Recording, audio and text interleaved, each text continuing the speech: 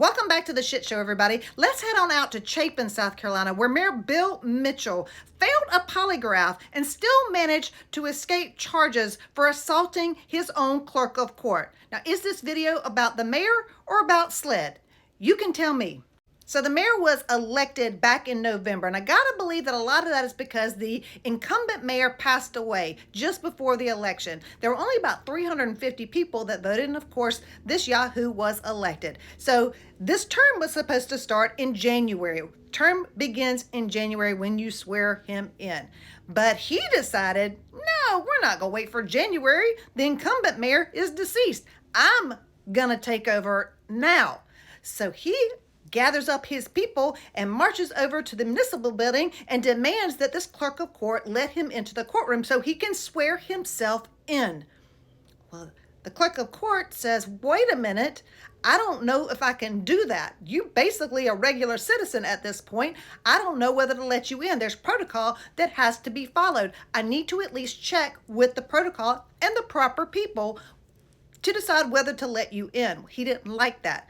She says that he then grabbed her by both arms and shook her. She has pictures of bruising on her arms that she says came from the shaking. But he says, I didn't assault you. Well, fast forward.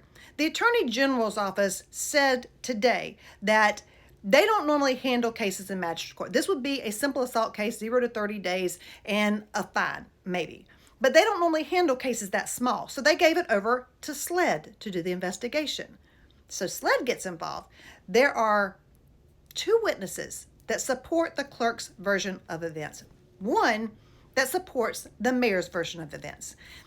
His supporting witness is his wife. So SLED listens to his wife and then says, would you take a polygraph? So he says, yeah, I would. They give him the polygraph and said, did you touch her on that day? And he said no. Deception. The machine probably went wild. And he says, well, I was thinking about a different time that I actually did touch her and console her, probably for the incumbent mayor's death. But he says, no, I didn't grab her and shake her.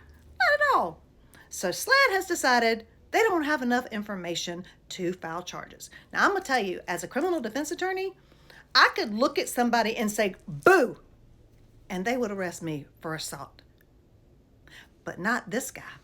So here is my personal opinion about what's going on right now. First of all, the mayor's got a lot of other stuff going on. He fired the county administrator. He's fired the 2 witnesses that came in and supported the clerk of court. He basically said, if you support her, if you testify against me or witness against me, I'm going to fire you. And he did. So there's a whole lot more going on behind the scenes with this than what you know. But he is the one that says, I'm going to put a moratorium on the growth around Lake Murray, which is out in Chapin. And so the only way to get rid of this guy who is going absolutely power hungry, batshit crazy, the only way to get rid of him is if he has an arrest. So SLED, are you protecting him so that he can keep his job? Or are you just blind as a bat when it comes to probable cause? Because that shit is there all damn day in this case. And we'll see you back for part 2 about Mayor Mitchell.